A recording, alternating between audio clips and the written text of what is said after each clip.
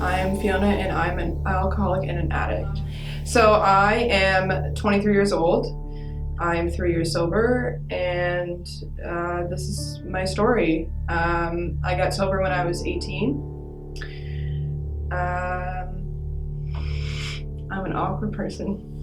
Yeah, so I grew up in a normal household. I had awesome, loving parents who would do anything to help me out with anything I needed. They provided everything I needed in life.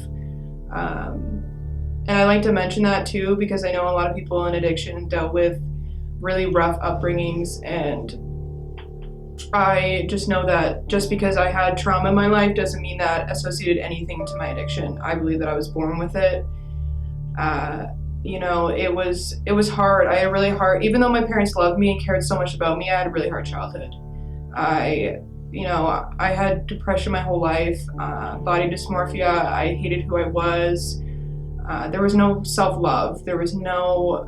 I didn't really know what self-love was. I spent a lot of my, childhood years trying to get approval from everyone around me, trying to fit in, trying to be a part of. And, it wasn't until high school when I tried alcohol for the first time when I was, I would say probably like 14, 15, is kind of where I felt that moment where I felt so comfortable and I felt like I could finally fit in, that aha moment of being like, man, I need to always do this because obviously this is what's going to make me fill that void that I had inside me. There was a lot of other things going on in my life as well. Like there was a lot of self-harm. I had an eating disorder from the age of 13. Depression, anxiety, there was so much going on. I just didn't know how to process any of it, especially when it came to high school. I was bullied a lot in elementary school and high school because I was different. I wasn't really the normal person or a normal kid. I dressed differently. I was into different kinds of music, and right from the get-go, I just felt so alone. And I remember trying to reach out, and I think I went to 6 or 7 therapists starting at age 16, trying to find the reasoning as to why I was the way I was. And I was very good at manipulating and deceiving my therapists and telling them what they wanted to hear so that I could get away with whatever I wanted, that I didn't need to go to therapy anymore because I'm fine. It wasn't until I was about 15, 16, I started smoking weed. And it was occasionally every, once in a while to every day. And the quantity became more and more. I tried other things along the way, like MDMA, a couple other drugs. Honestly, I don't even remember. When I was 18, I dropped out of high school, and it was a decision that I made with my mom and my counselor. We sat down, and I was failing almost all of my classes, and there was no way of making that up. I knew that I wasn't going to graduate. So I left high school, and I decided to take a year off to get sober. I had no intention of getting sober. I knew for a fact that all I wanted to do was get high, and I didn't care who was going to stop me. And it was my way out because now I didn't have to worry about high school or going to school. I just could get up and get high. So I started dating a guy very much way older than me when I was 17, and he brought me into that world of addiction and drugs, and he was my way in. He had a job, he had money, he paid for a lot of it. We broke up shortly after my 18th birthday, and of course I couldn't be alone for the life of me, so I ended up in another relationship shortly after that. We did a lot of drugs together. He bought a lot of my weed, and he paid for a lot of my habits, we'll call it that. And then when I was about 18, I picked up cocaine for the first time. And I'd never felt that feeling since I picked up alcohol for the first time when I was 14. I felt alive. I felt so comfortable. That void was filled again because weed stopped getting me high because I was smoking so much of it. I started doing copious amount of cocaine every day for I don't even know how long. I couldn't even remember how long it was, but I remember I had been my parents had tricked me into going to an addiction counselor. They had claimed that they wanted to find out if I was the problem or if they were the problem. And of course my ego being like, oh, you're wrong, and I'm gonna prove that you're wrong. So I went. And I started going to a youth sober group, and, you know, I think truth be told, that really saved my life. And they suggested treatment many, many times, but I was convinced that people who smoke weed don't go to treatment. And I think that's funny because I was doing a lot more than weed at the time. So I remember I've been going to this addiction counselor for almost a year, and I feel like the cocaine really kind of put me in a downward spiral faster than any other thing that I picked up. And my parents kind of gave me an ultimatum. They're like, you can either stay here and get sober, or you need to leave. And of course, my ego being as big as it was, I was like, okay, I'm gonna go. So I packed a bag and moved in with my boyfriend and 3 other people in this 2-bedroom apartment. And, you know, it's funny because in my mind, I thought I lasted weeks, but it was funny, after I got sober, I talked to my dad about it, and I lasted 3 days on my own. I left on a Friday, and I called him Sunday night, and he picked me up Monday morning. And the following Saturday, we went to the United States for treatment. There is not many options for adolescents in Ontario for treatment, and so the best option was for me to go to the States. I went to this place called Karen, and it changed my life. I was there for 4 months, and I always say they were the best and worst 4 months of my life. I learned so much about myself. I dealt with so much trauma that I didn't even know I experienced. It set me up for success as to setting up a really strong foundation on my recovery. And I came home, and it's funny because I was supposed to be there for 4 months and then go to a halfway house in Toronto, and they decided, or the halfway house said that the bed wasn't available when I was supposed to leave, and so I stayed for another week. And then finally at the end of that week, again, they said there was no bed available, so I ended up going home. I think it was beneficial at the time. I think that I needed to go home, as much as, you know, going home can be so scary. I remember the first day I got home, I'll never forget it. I walked to the convenience store and I waited for someone outside to buy me a pack of cigarettes. And I bought a pack of cigarettes for my first day back from treatment. And I started going to meetings every day.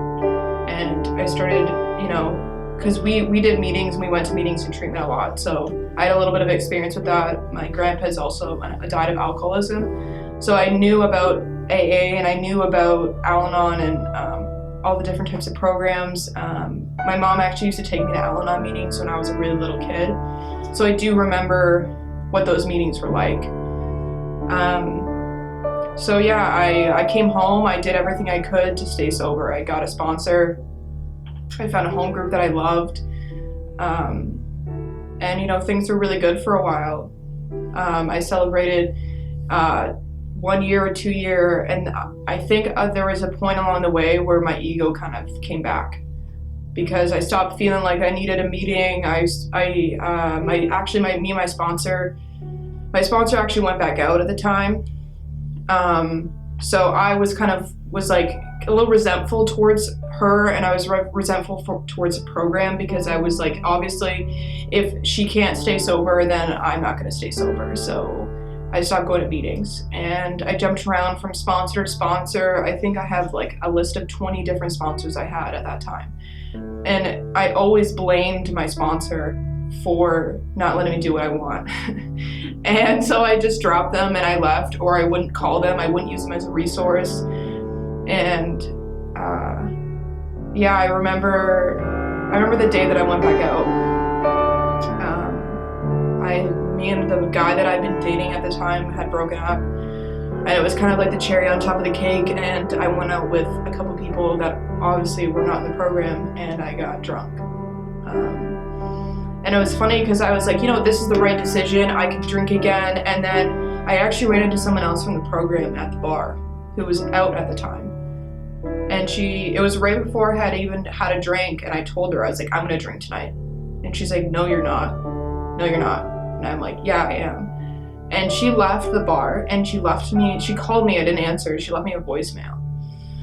And as I'm drinking my second drink, I listened to that voicemail, And honest to God, I think that if she hadn't left that voicemail on my phone, I probably wouldn't have had that kind of awakening, like, what are you doing? It wasn't a very nice voicemail, to be fair, but it's what I needed to hear. And truth be told, I think she saved my life, because I think I would still be out there if she hadn't left that voicemail. I came back to the program. I remember because it was my sponsor's 1-year medallion the day that I came back. And we were outside having a smoke after the meeting, and she comes out to me, she's like, do you have a sponsor? And I was totally thrown off guard because no one had ever really approached me like that. And I was like, no, not really. And she's like, hey, cool, I'm your sponsor, call me tomorrow. And I was like, whoa, okay. But I knew that if I continued down the road and the path that I was going, that I would go back out again. I needed to change everything in my life if I wanted anything to change. Nothing changes if nothing changes. So I did everything I was asked. I did everything I was told. I walked to her house in a blizzard 30 minutes away. I walked there and just to meet for book work. Like, I would do anything to stay sober. I think it was shortly after my 1-year medallion, she went back out. And oh no, maybe it was probably closer to, I think it was after my 2-year medallion she went back out. And she had helped me build such a strong foundation that feeling of resentment from my first sponsor who went back out, it wasn't there. So I just reached out, found a new sponsor, and continued to do the work, which is my sponsor who I have now. And we actually ended up going through the book again entirely. And it was an amazing experience. I've learned so much about myself in the last 3 years that I definitely didn't learn in my first 2 years of being in this program. It's crazy to me how much I've gotten back in my life. The promises do come true, and that's actually one of my favorite readings, and it's true because once I put 100% into this program, 100% will come back to me and help me live a better life. I had so much resentment and anger, and I can't believe that this program changed my outlook upon life, that I could finally see life in a better light. I remember being that newcomer sitting in the room feeling lost and scared and almost having some anger towards the people in the room because they were so happy. Because I didn't think happiness was even in my vocabulary, let alone in my life. It wasn't until I put everything into this, and it's funny because someone once said to me, give it a year, give everything you have and put it into your program. Just do everything you're asked, put 110% into this for 1 year. And if it isn't for you, if it's not what you want, then go back to the way you were living before. And I did. I put all of my effort into it for an entire year, and I never looked back because it's taught me so many life lessons, and I keep growing and I keep changing, and it's honestly an amazing experience, and I always get to learn something new every day.